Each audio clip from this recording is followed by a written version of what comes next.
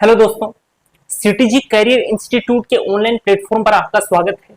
हम लोग profit and loss को लेकर के बात कर रहे थे और प्रॉफिट एंड लॉस आपका लगभग कंप्लीट भी हो गया था, लगभग क्या पूरा ही कंप्लीट हो गया था। लेकिन एक आध क्वेश्चन ऐसे हैं जो मैं थोड़े से चाहता हूं कि और करवा दूं ताकि आपके कहीं भी कोई भी दिक्कत ना रहे।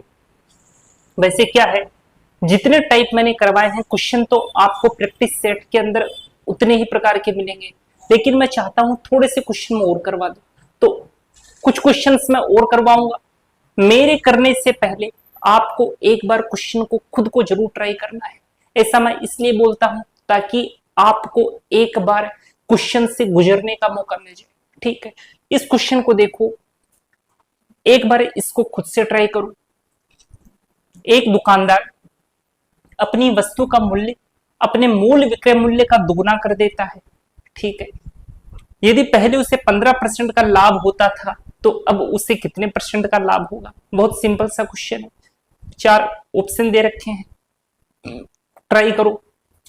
देखो, एक दुकानदार अपनी वस्तु का मूल्य अपने मूल विक्रय मूल्य का दोगुना कर देता है। पहले जो विक्रय मूल्य था उससे उसने दुगनी कर दी प्राइस। यही तो बोल रहा है कि एक दुकानदार अपनी वस्तु का मूल्य अपने मूल विक्रय मूल्य का दोगुना कर देता है।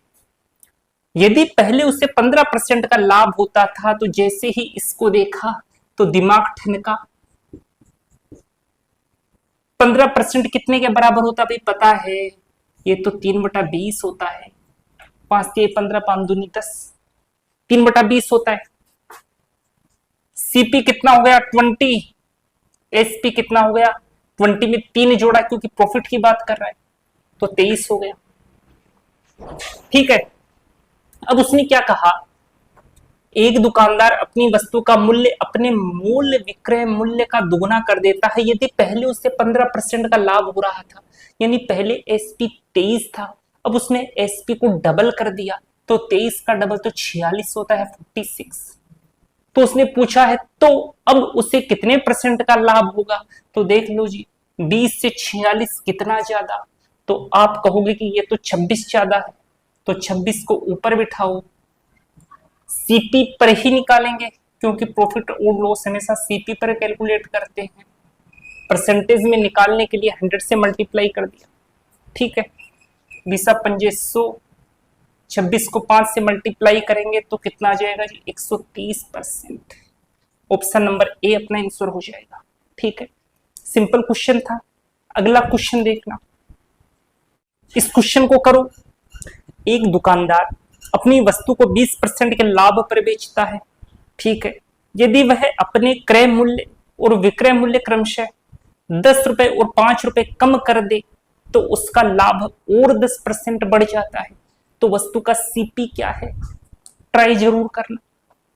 देखो, एक दुकानदार अपनी वस्तु को 20% के लाभ पर बेचता है। ठीक है, यदि वह अपने क्रय मूल्य और विक्रय मूल्य क्रमशः 10 रुपए और 5 रुपए कम कर दे तो उसका लाभ और 10% बढ़ जाता है। पहले 20% था, 10% और बढ़ गया।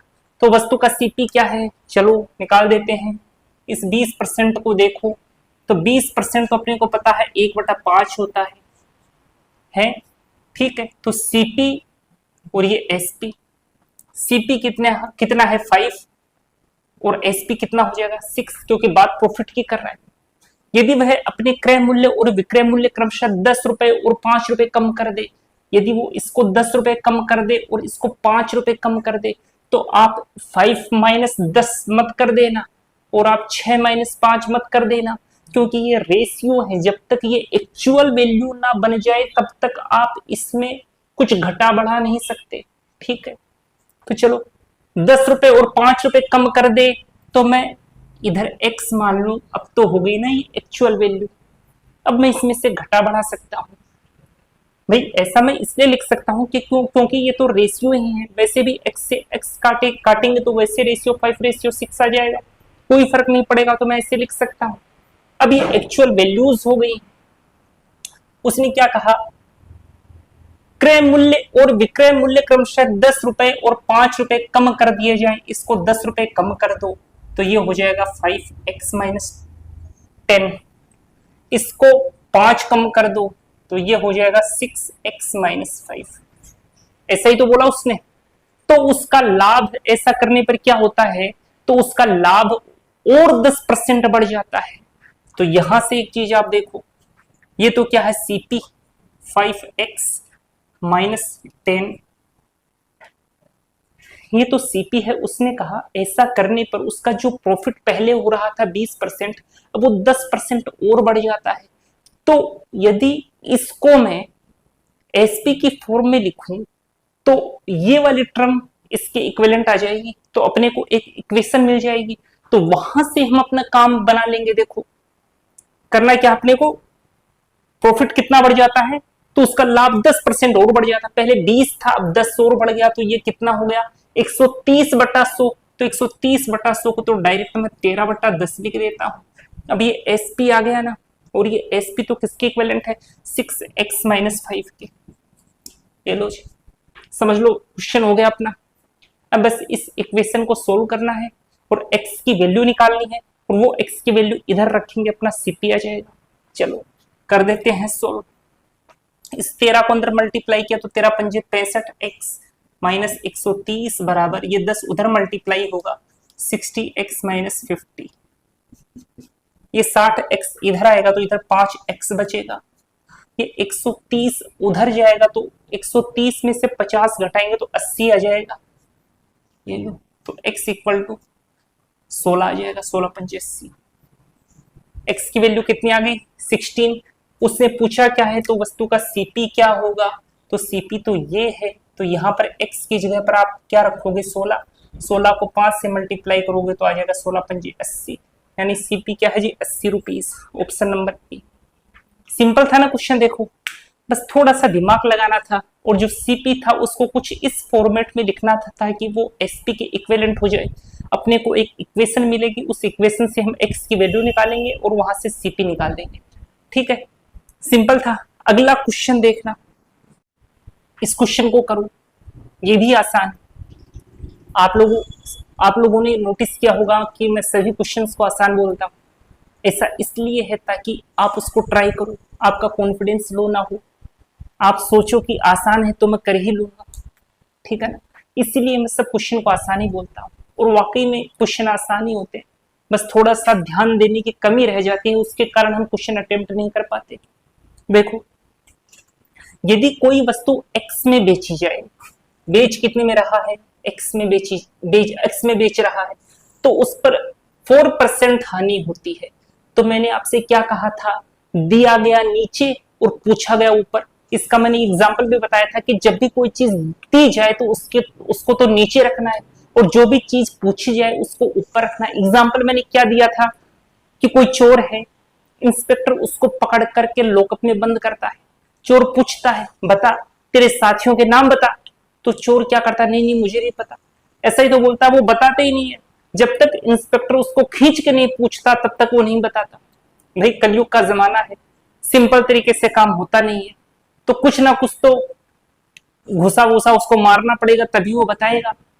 अब इंस्पेक्टर से रहा नहीं गया, इंस्पेक्टर ने खींच के घुसा चोर के पेट में मारा। कहां पर दिया, नीचे। तो जो चीज पूछी गई थी वो किधर से बोलेगा, ऊपर से। दिया गया नीचे, पूछा गया ऊपर। तो आपको ध्यान क्या रखना है, जो भी चीज दी जाए उसको तो रखेंगे नीचे, और जो चीज पूछी जाए उसको रखेंगे ऊपर। ये एग्जाम्पल में इसलिए बताता हूं क्योंकि एग्जाम में लड़के कंफ्यूज हो जाते हैं कि कौन सी चीज तो नीचे आएगी, कौन सी चीज ऊपर आएगी। तो इस एग्जाम्पल को ध्यान रख लेना, ये एग्जाम्पल मैं पिछली क्लासों में भी बता चुका हूं। अब यहां पर अपने को क्या दिया गया, यदि कोई वस्तु x में बेची जाए, यानी कि अपने को तो क्या दे दिया, एसपी दे दिया। तो मैंने क्या कहा था, दी गई चीज नीचे और पूछी गई चीज ऊपर। उसने क्या कहा, x में बेची जाए तो उस पर 4% हानि होती है। तो ये दिया गया है ना 4%, तो क्या होता है जी, हानि हो रही है तो 96। दी गई चीज नीचे रख दी। तो यहां पर जब हमने एसपी रख दिया तो ऊपर क्या रखेंगे, सीपी। तो ये 100 आ गया। तो अब ये क्या हो गया, सीपी की फॉर्मेट में आ गया पूरा का पूरा, और वस्तु तो एक ही है, तो दोनों के सीपी को मैं इक्विवेलेंट रख दूंगा, वहां से x रेशियो y इजीली अपने को मिल जाएगा। देखो x में बेची जाए तो उस पर 4% हानि होती है। ठीक है, यहां से सीपी कैलकुलेट हो गया। यदि उसे वाई में बेचा जाए, वापस क्या दिया, एसपी, तो दी गई चीज नीचे क्या कहा, 12% लाभ होता है, तो 112, ऊपर 100 को बिठा दिया। तो ये फॉर्मेट भी किसमें आ गया, सीपी में। ये भी सीपी में, ये भी सीपी में, चूंकि वस्तुएं समान हैं तो दोनों का सीपी बराबर हो गया। ठीक है, तदनुसार एक्स रेशियो वाई कितना होगा, कैलकुलेट कर दो। 100 से 100 गया, और ये 8 से कट जाएगा, 8 एकम 8, 8 दूनी 16, 8 एकम 8, 8 चौक 32, 2 छक्के 12, 200, 2 सत्ती 14। तो x अपॉन वाई जो अपने पास आएगा वो कितना आ जाएगा रे, 6/7 है क्या कोई ऑप्शन, ऑप्शन नंबर ए अपना आंसर हो जाएगा। देखो सिंपल था, कुछ नहीं करना था, बस सीपी को इक्वल रख देना था और एक्स रेशियो वाई कैलकुलेट कर देना था। अगला क्वेश्चन देखना, आज ये चैप्टर खत्म हो जाएगा, उसके बाद इस चैप्टर का समापन समारोह मनाया जाएगा, इसलिए ज्यादा से ज्यादा लोग इसके समापन समारोह में हिस्सा लें और धन्यवाद के पात्र बने। ये क्वेश्चन करो आप लोग, एक व्यक्ति कुछ दूध खरीदता है, यदि वह 4 रुपए प्रति लीटर से बेचे तो 100 रुपए की हानि होती है, यदि वह 5 रुपए प्रति लीटर से बेचे तो उसे 150 रुपए का लाभ होता है। तो बताइए उसने कितना दूध खरीदा था। एक और सिंपल क्वेश्चन, ये देखो सारे के सारे क्वेश्चन सिंपल ही है, कोई ज्यादा खतरनाक नहीं है, बस अपने को थोड़ा सोचना है, थोड़ा दिमाग लगाना है और क्वेश्चन को रगड़ देना है। देखो एक व्यक्ति कुछ दूध खरीदता है, मान लिया उसने x लीटर दूध खरीदा, कितने लीटर दूध खरीदा जी, x लीटर। यदि वह 4 रुपए प्रति लीटर से बेचे, वह इसे 4 रुपए प्रति लीटर से बेचे तो 100 रुपए की हानि होती है। देखो दूध कितना खरीदा, x लीटर, और 1 लीटर को कितने का बेच रहा है, 4 रुपए का, तो x लीटर को कितने रुपए का बेचेगा, तो आप कहोगे 4x रुपए का बेचेगा। भाई 1 लीटर को 4 रुपए का बेच रहा है, खरीदा उसने x लीटर है, तो x लीटर को कितने का बेचेगा, 4x रुपीज का बेचेगा। ठीक है, आगे उसने क्या कहा, बेचे तो 100 रुपए की हानि होती है। ठीक है, यदि वह 5 रुपए प्रति लीटर से बेचे इसी x लीटर दूध को, यदि वो 5 रुपए प्रति लीटर के हिसाब से बेचे, भाई 1 लीटर को 5 का बेच रहा है तो x लीटर को कितने का बेचेगा, तो आप कहोगे 5x का बेचेगा। ठीक है, ये तो एसपी की बात चल रही है। आगे देखो उसने क्या कहा, तो उसे 150 रुपए का लाभ होता है। तो बताइए उसने कितना दूध खरीदा था, यानी कि अपने को इस x की वैल्यू बतानी है। इस 4x और इस 5x को क्या सीपी के फॉर्मेट में लिख सकते हो क्या, कोई ऐसी इक्वेशन बना सकते हो क्या इस क्वेश्चन को देख के कि ये जो 4x और 5x हैं ये सीपी के फॉर्मेट में आकर के इक्विवेलेंट हम रख सके और वहां से x की वैल्यू निकाल सके। देखो उसने क्या कहा, यदि वह 4 रुपए प्रति लीटर से बेचे, यानी इस हिसाब से बेचे तो 100 रुपए की हानि होती है, तो यहाँ पर उसको 100 रुपए की हानि होती है, यानी कि ये जो 4x है ये सीपी से 100 कम है। यही तो बात हुई ना, हानि हो रही है यानी सीपी से 100 कम है। यदि इसको मैं 100 और दे दूं, इसमें मैं 100 जोड़ दूं, तो बताओ सीपी के ऊपर हम पहुंचेंगे कि नहीं पहुंचेंगे, आप कहोगे कि बिल्कुल पहुंचेंगे, तो इसको दे दो ना 100, ये लो जी, ये सीपी आ गया। अच्छा वहां से सीपी निकाल सकते हो क्या, उसने क्या कहा, यदि वह 5 रुपए प्रति लीटर से बेचे, यहां 5 रुपए प्रति लीटर से बेच रहा है तो उसे 150 रुपए का लाभ होता है। ये सीपी से 150 ज्यादा चल रहा है, यदि इसे सीपी पर लाना है तो इसमें से क्या घटा दो रे, 150 घटा दो, घटा दिए 150। अब ये भी सीपी है, ये भी सीपी है, दोनों को बराबर रख दो, बराबर रख दिया। अब वैल्यू x की निकालनी है तो x कैलकुलेट कर दो, कर देते हैं। ये 4x उधर गया तो केवल x बचा, ये 150 इधर आया तो 250 हो गया, तो x की वैल्यू कितनी आ गई, 250 लीटर हो गया। तो पूछा क्या है, तो बताइए उसने कितना दूध खरीदा था, तो यही तो दूध खरीदा था उसने, तो x की वैल्यू 250 पे आंसर कितना गया, 250 लीटर। सिंपल था क्वेश्चन, ज्यादा सोचना नहीं था, केवल सीपी के फॉर्मेट में इक्वेशन बनानी थी और एक्स की वैल्यू निकालनी थी, काम हो जाता। ठीक है, अच्छा एक क्वेश्चन और करना, इस क्वेश्चन को देखो, ये भी सिंपल सा ही क्वेश्चन है। वैसे ये एलिगेशन के तरीके से भी कर सकते हैं, वैसे मैंने एलिगेशन अभी पढ़ाया नहीं आप लोगों को, तो मैं इसको विदाउट एलिगेशन आपको करके बताऊंगा। वैसे एलिगेशन से भी फटाक से हो जाता है। क्वेश्चन क्या है, दो प्रकार की चाय के सीपी क्रमशः, सीपी यानी कि कॉस्ट प्राइस क्रय मूल्य 180 रुपए प्रति केजी तथा 200 रुपए प्रति केजी है। इन्हें 5:3 के अनुसार में मिलाकर मिश्रण को 210 रुपए प्रति केजी की दर से बेचा जाता है। इससे उसे कितने परसेंट लाभ होता है?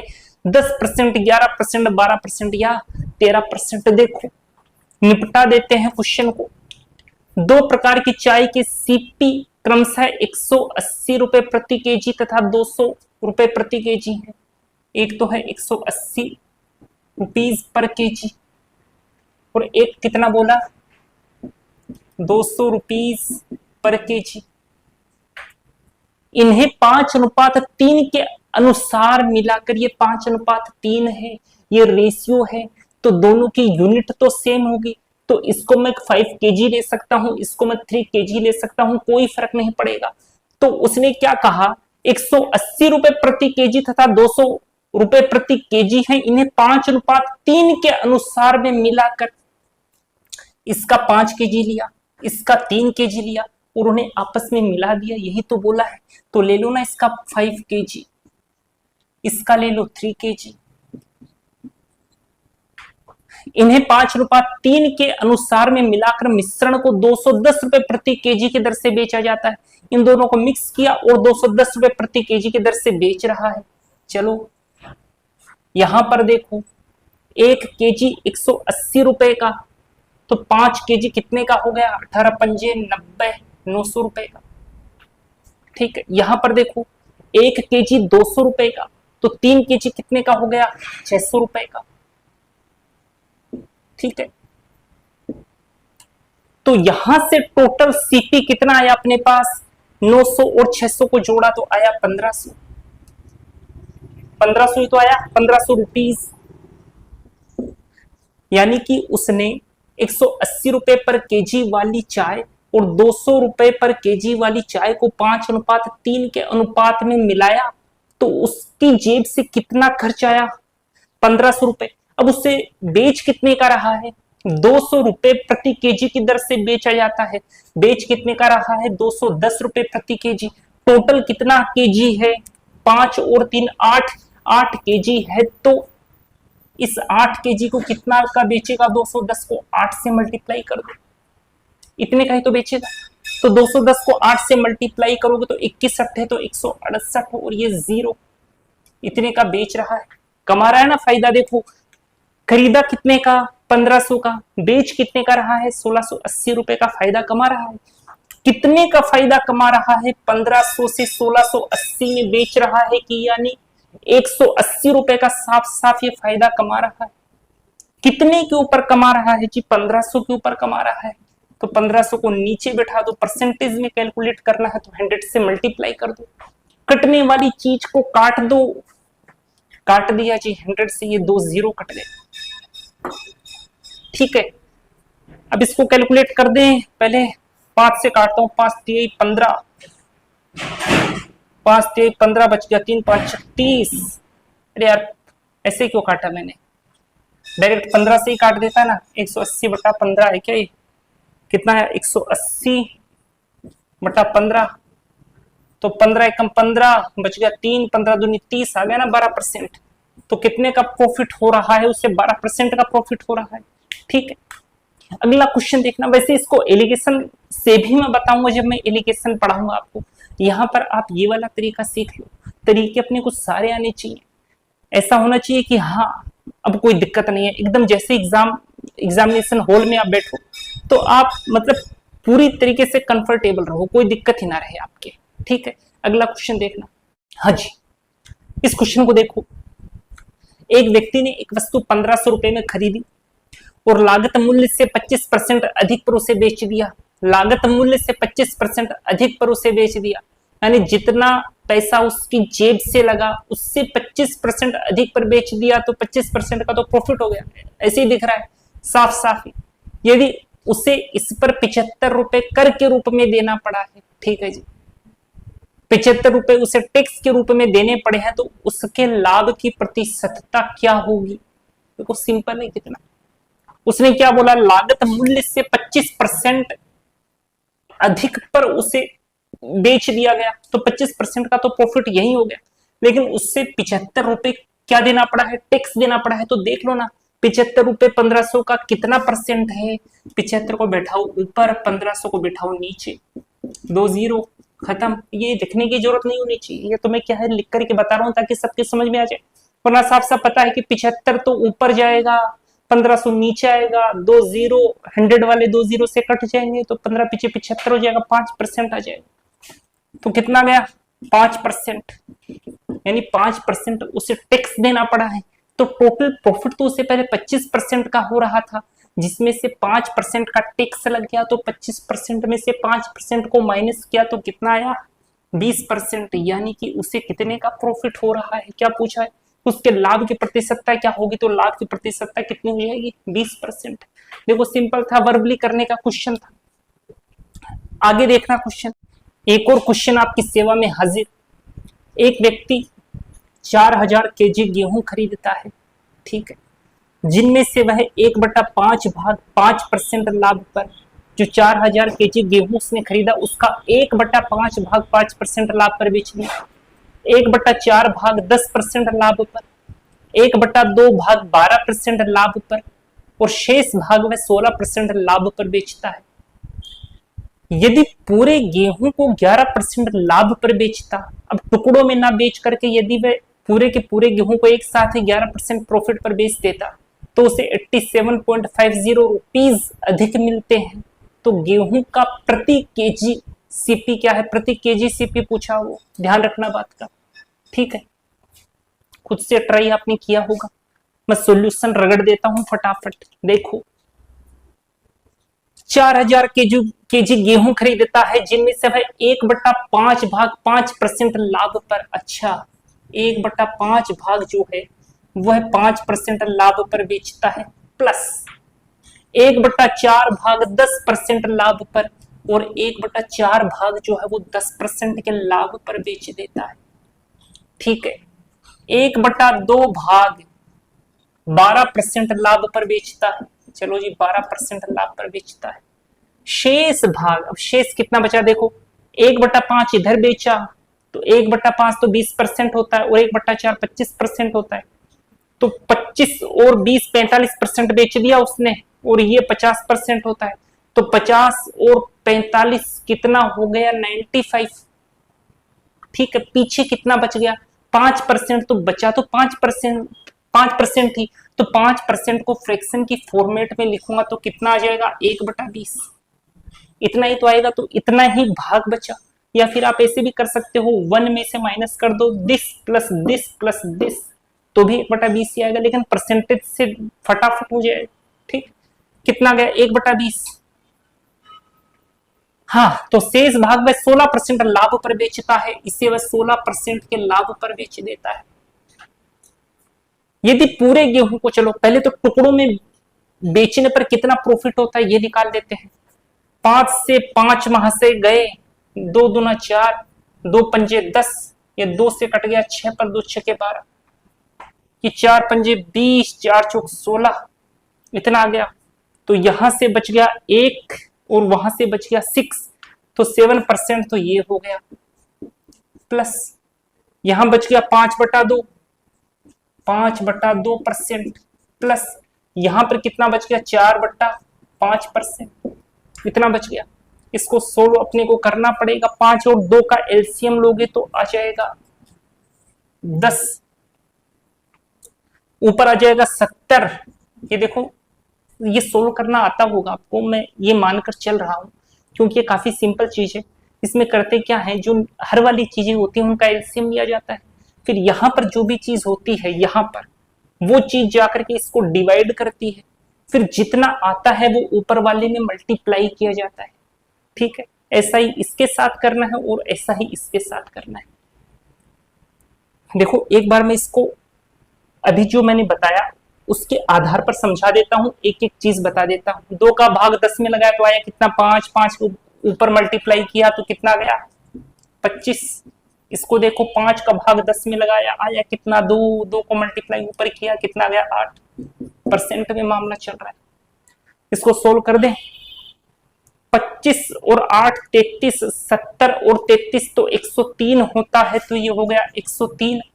ऊपर 103 हो गया, नीचे 10 है तो कितना आ जाएगा 10.3%, तो ये हो गया 10.3%। यानी कि उसको कितने का प्रॉफिट हो रहा है, उसको 10.3% का प्रॉफिट हो रहा है।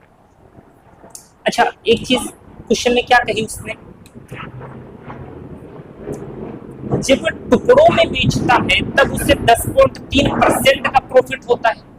जब वह टुकड़ों में बेचता है तब उसे 10.3% का प्रॉफिट होता है। यदि पूरे गेहूं को 11% लाभ पर बेचता, अब वह टुकड़ों में ना बेच करके पूरे के पूरे गेहूं को एक साथ बेच देता है तो कितने परसेंट का प्रॉफिट होता है 11% का। यानी 10.3% से कितना ज्यादा 0.7% ज्यादा प्रॉफिट होता है। तो उसने क्या कहा, तो उसे 87.50 रुपीज अधिक मिलते हैं। वही तो बात हुई ना, प्रॉफिट इतने का ही हो रहा है।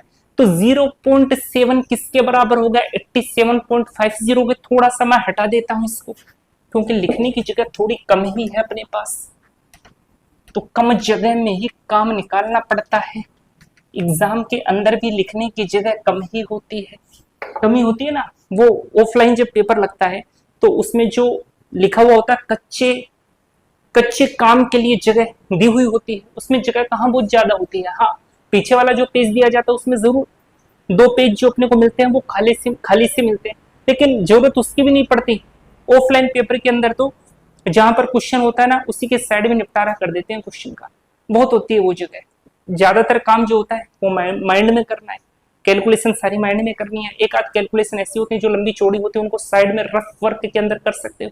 और इसके अलावा ऑनलाइन जो पेपर होता है, ऑनलाइन पेपर के अंदर तो अलग से पेज दिए जाते हैं, ठीक है ना, फिर कोई दिक्कत ही नहीं है। और पेज भी शायद अनलिमिटेड होते हैं शायद, या फिर 1 या 2 पेज दिए जाते हैं, पता नहीं, इसका ध्यान नहीं है मुझे, ठीक है। यदि पूरे गेहूं को 11% लाभ पर बेचता तो 0.7% का प्रॉफिट होता, तो यहां 0.7% का प्रॉफिट हो रहा है, लेकिन वो बोल रहा है यार 87.50 का होता है। तो 87.50 जो है वो कहीं ना कहीं किसके बराबर है 0.7 के। पूछा क्या है, तो गेहूं का प्रति केजी सीपी क्या होगा, प्रति केजी पूछा है, ध्यान रखना। तो पहले इस पूरे गेहूं का सीपी निकाल लें, तो पूरे गेहूं का सीपी निकालने के लिए 100 से मल्टीप्लाई कर दो, पूरे गेहूं का सीपी आ जाएगा। लेकिन प्रति केजी निकालना है, प्रति केजी निकालना है तो 4000 से डिवाइड कर दीजिए, ये लो प्रति केजी आ जाएगा। था ना सिंपल, कुछ नहीं करना था, बस ये वाली जो लाइन थी उसका लास्ट में ध्यान रखना था कि प्रति केजी पूछा है। चलो कैलकुलेशन करते हैं, यहाँ पर एक 0 बढ़ा दो, इस पॉइंट से ये पॉइंट गया, इस 0 से ये 0 चला गया, 7 से कट जाएगा क्या ये, 7 से काटते हैं, देखो 7 एकम 7 बच गया 1, 7 दूनी 14 बच गया 3, 7 पंजे 35, 125 आ गया। इन 2 0 से इन 2 0 का कल्याण कर दिया। अब कितने से काट दे, 5 से काट दे या फिर 5 से काय को काट दे यार, फ्रैक्शन की फॉर्मेट में लिख देना। 125/40 है तो 40 दिया तो 120 होता है, पीछे बच गया 5, ये आ गया 40% प्रति केजी पूछा है ना, तो गेहूं का प्रति केजी तो परसेंट काय को आ गया, परसेंटेज थोड़ी ना निकाले। तो 5 कम 5, 5 अट्ठे 40, तो 3 सही 1/3 सही 1/8, ये अपना आंसर हो जाएगा, ठीक है। लाभ पर बेचता तो उसे 87.50 रुपए अधिक मिलते हैं, तो गेहूं का प्रति केजी सीपी क्या होगा, तो गेहूं का प्रति केजी सीपी यही होगा 3 सही 1/8 रुपीज, ठीक है। समझ में आया होगा आपके, सिंपल क्वेश्चन था, ज्यादा कोई कैलकुलेशन भी नहीं थी, एक आध चीज थोड़ी सी ध्यान देने की थी, तो वो ध्यान दे लोगे तो इजीली खत्म कर दोगे क्वेश्चन को, ठीक है। चलो अगला क्वेश्चन और देखते हैं। चलो ये जितने भी क्वेश्चन मैं आपको करा रहा हूँ ना, सारे के सारे किसी न किसी एग्जाम में पूछे गए हैं। ये आप जब प्रैक्टिस सेट करोगे या फिर कोई भी क्वेश्चन बुक सोल्व करोगे तो आपको कहीं ना कहीं ये क्वेश्चन देखने को मिल जाएंगे। क्वेश्चन क्या है, एक फल विक्रेता 700 संतरे रुपए 500 के 100 संतरे की दर से खरीदता है और अन्य किस्म रुपए 700 के 100 संतरे की दर से 500 संतरे खरीदता है और उनको रुपए 84 प्रति दर्जन, एक दर्जन 12 के बराबर होता है। कोई भी वस्तु है, जैसे मान लो एक दर्जन केले हैं तो एक दर्जन के अंदर कितने केले होंगे? 12 केले होंगे, तो यही दर्जन होता है। 84 प्रति दर्जन बेच देता है तो लाभ कितना होगा? चलो बहुत सिंपल क्वेश्चन है ये तो, है ना, सिंपल है क्वेश्चन। एक फल विक्रेता 700 संतरे रुपए 500 के 100 संतरे की दर से खरीदता है।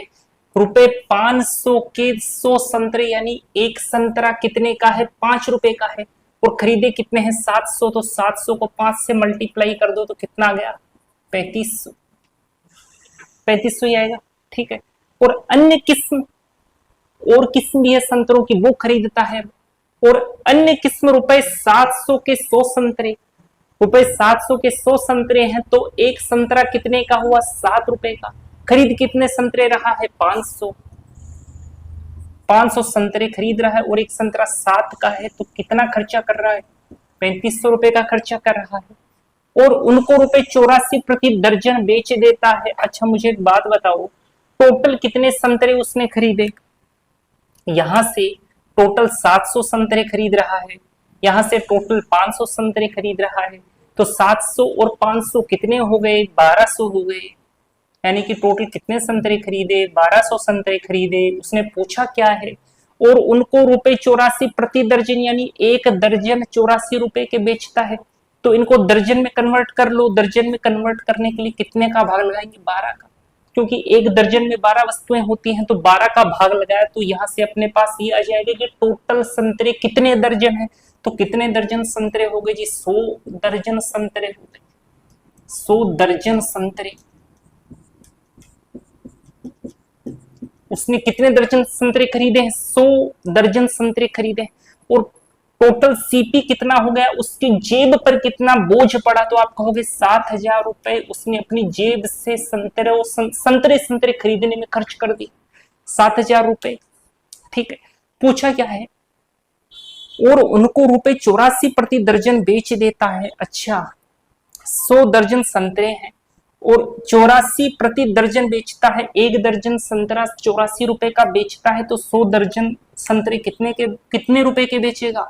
तो 84 100 रुपए के बेचेगा। 8400 रुपए के बेचेगा। प्रॉफिट पूछा है कितना लाभ होगा? भाई 7000 में लाया, 8400 में निकाला, कितना कमाया? भाई 1400 कमाया। कितने के ऊपर कमाया? 7000 पर कमाया। तो 7000 को नीचे बिठा दो, परसेंटेज में पूछा तो 100 से मल्टीप्लाई कर दो, ठीक है। कैंसिल कर दो, कैंसिल होने वाली चीज 2 जीरो से इन 2 जीरो का कल्याण हो गया।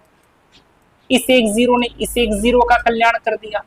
7 दूनी 14, तो कितना परसेंट प्रॉफिट हुआ? 20% का प्रॉफिट हुआ। देखो सिंपल क्वेश्चन था।